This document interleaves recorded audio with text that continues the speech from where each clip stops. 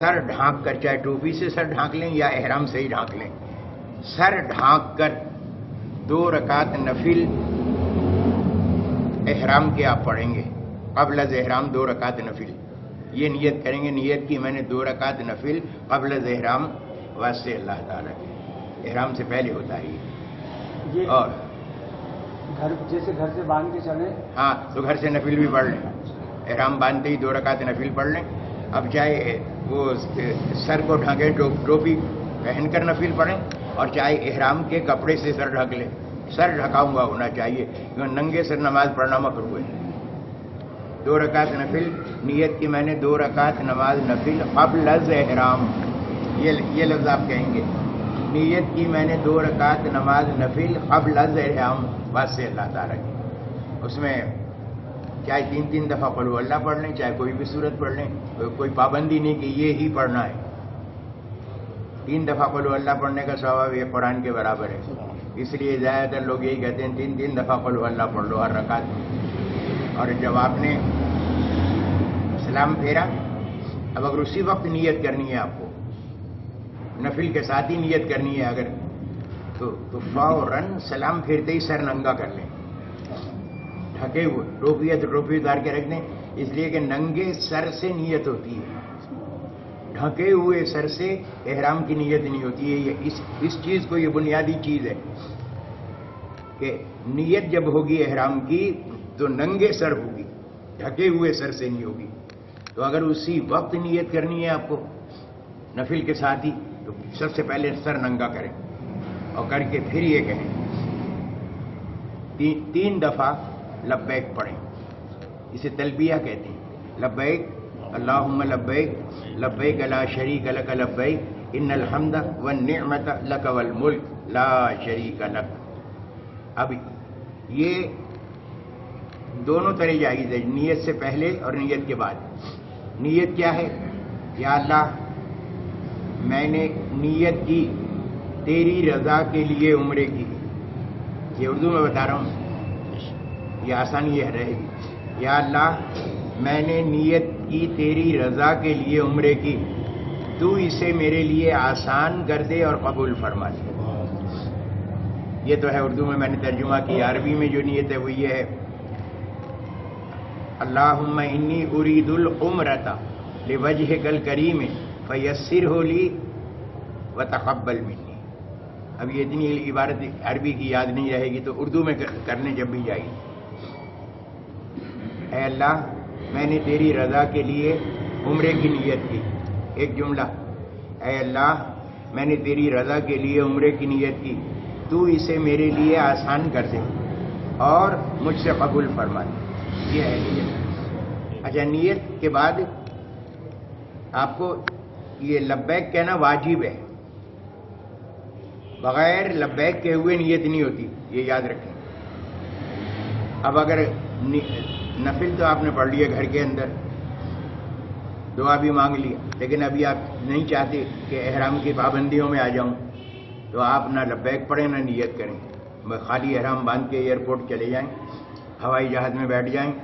ہوائی جہاز میں تقریباً 2 گھنٹے کے بعد کھانا دیا جاتا ہے، کھانا بھی کھا لیں، اس میں ٹیشو ہوتا ہے خوشبو والا، وہ بھی استعمال کر لیں۔ اب اس کے بعد کھانا کھا لینے کے بھی 1 گھنٹے کے بعد میقات آتی ہے، تو وہ اعلان کرتے ہیں لاؤڈ اسپیکر سے، میقات آ رہی ہے، جس نے نیت نہیں کی نیت اس وقت کر لیں نیت۔ تو اتنے عرصے کے لیے آپ احرام کی پابندیوں سے آزاد ہوں گے، اور گھر سے ہی نیت کر لی، پابندیاں فوراً لگیں گی اسی وقت، کیوں؟ نیت کرنے کے بعد احرام کی پابندیاں لاگو ہو جاتی ہیں۔ آپ خوشبو نہیں لگا سکتے، الائچی، لونگ، جائفل، جاوتری، یہ جتنی خوشبودار چیزیں ہیں یہ نہیں استعمال کر سکتے آپ۔ اگر 1 الائچی کھالی نیت کرنے کے بعد دم دینا پڑے گا، 1 الائچی بھی اگر کھالی، کیوں خوشبو کا استعمال منع ہے، ہار نہیں ڈال سکتا کوئی، اور اس مسئلے کو جانتے ہیں۔ ہاں، احرام باندھنے سے پہلے آپ اسے چارپائی پہ رکھ کے اور نہانے کے بعد احرام باندھنے سے پہلے تھوڑا سا ادھر ہاتھ میں مل کر سینے پر بھی مل لیں، بازوؤں پر مل لیں، پیٹھ پر مل لیں، اور احرام پر بھی آپ خوشبو لگا لیں۔ لیکن خوشبو اس طریقے سے لگائیں کہ دھبا نہ پڑے، دھبا نہیں پڑنا چاہیے۔ تو احرام پر ابھی آپ نے باندھا نہیں نا، احرام کے باندھنے سے پہلے خوشبو لگا سکتے ہیں۔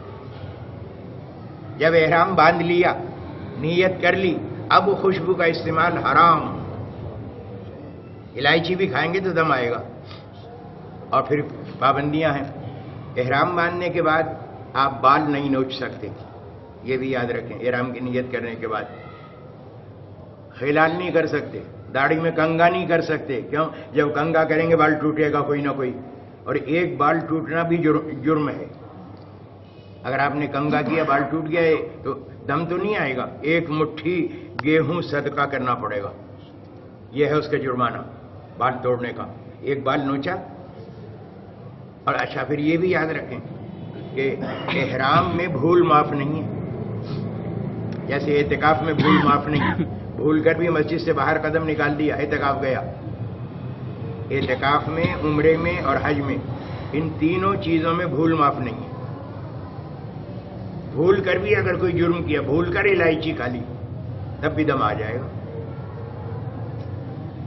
تو بال نوچنا منع۔ اگر ایک بال نوچا تو ایک مٹھی گیہوں صدقہ دینا پڑے گا۔ اگر دو بال نوچے، 2 مٹھی گیہوں صدقہ دینا پڑے گا، اس کا جرمانہ۔ اور اگر 3 بال نوچے تو پورا صدقہ فطرہ جتنا ہوتا ہے اتنا دینا پڑے گا۔ اور اگر پورا سر مڑا لیا احرام کی حالت میں تو دم دینا پڑے گا، پورا سر اگر مڑا لیا تو۔ اچھا، پھر جب احرام کی حالت میں سردی ہے تو آپ اپنا منہ ڈھانک نہیں سکتے، جیسے عام طور سے سردیوں میں ہم یہ کرتے ہیں کہ وضو کیا اور رومال سے منہ پوچھ لیا۔ اگر کپڑا لگایا اس چہرے کو، دم تو نہیں آئے گا، صدقہ فطر آ جائے گا۔ ساری رات اگر منہ ڈھکا رہا لحاف میں یا کمبل میں یا چادر میں، دم آ جائے گا۔ آدھی رات سے کم اگر رہا تو دم نہیں آئے گا، صدقہ فطر دینا پڑے گا۔ آدھی رات منہ ڈھکا رہا، آدھی رات سے کم، پوری آدھی رات میں تو آدھی رات سے 1 منٹ بھی اگر زیادہ ہوا دم آ جائے گا۔ آدھی رات سے کم اگر منہ ڈھکا رہا، صدقہ فطر دینا پڑے گا۔ تو یہ احرام کی پابندیاں ہیں کہ آپ لحاف اوڑھیں گے، تھوڑی سے نیچے رہے گا، سر چہرے کے اوپر نہیں آئے گا۔ چادر اوڑھیں گے، تھوڑی سے نیچے رہے گی، چہرہ نہیں ڈھکنا چاہیے۔ کوئی بال آپ نہیں نوچ سکتے، کوئی خوشبودار چیز آپ نہیں کھا سکتے۔ ہاں، پکی ہوئی خوشبو جائز ہے۔ کھانے میں جیسے اگر ڈال پکی ہوئی، لونگ وغیرہ کھانے پکی ہوئی نہیں، ایک لونگ بھی کھایا تو دم آ جائے گا۔ کھانے میں جیسے ڈال نہیں، وہ بتا رہا ہوں نا، ابھی میں نے بیان ختم کیا کیا، جب پورا بیان ختم کر لوں پھر کوئی بات رہ جائے تو پوچھنا۔ پکی ہوئی خوشبو حلال ہے، جائز ہے۔ قورمے میں بھی خوشبو ہوتی ہے، بریانی میں خوشبو ہوتی ہے، اور تقریباً ہر کھانے میں خوشبو ہوتی ہے۔ پکی ہوئی خوشبو منع نہیں ہے، کچی خوشبو تو اب لونگ اس میں ڈلے ہوئے ہیں، قورمے میں جائفل بھی ہے، جاوتری بھی ڈالی جاتی ہے، اور اچھی خاصی خوشبو ہوتی ہے قورمے میں، یہ خوشبو منع نہیں، یہ پکی ہوئی ہے۔ پکی ہوئی ہر خوشبو استعمال کر سکتے ہیں آپ کھانے میں، ہاں کچی خوشبو آپ نہیں استعمال کر سکتے۔ اور پھلوں کے اندر جو خوشبو ہوتی ہے وہ ناجائز نہیں، جیسے کینوں میں بڑی اچھی خوشبو ہوتی ہے، تو یہ نہیں کہ آپ بحالت احرام کینوں نہ کھا سکیں، یہ قدرتی خوشبو ہے، اور اسے خوشبو کے لیے استعمال نہیں کرتے، غذا کے لیے استعمال کرتے ہیں۔ تو جس طرح غذا میں پکی ہوئی خوشبو جو ہے وہ جائز ہے، حلال ہے، اسی طرح پھلوں کی جو قدرتی خوشبو ہے وہ منع نہیں ہے۔ کیلے میں بھی خوشبو ہوتی ہے، تو یہ بات نہیں کہ آپ احرام بنا ہوا ہے تو کیلا نہ کھا سکیں، ایسی بات نہیں ہے، کھا سکتے ہیں۔ اور یہ ناخن ہے، یہ ناخن بھی نہیں کاٹ سکتے آپ، جس طرح بال نہیں نوچ سکتے، بحالت احرام ناخن نہیں کاٹ سکتے۔ اگر آپ نے ایک ناخن کاٹ لیا احرام کی حالت میں، 1 مٹھی گیہوں دینا پڑے گا،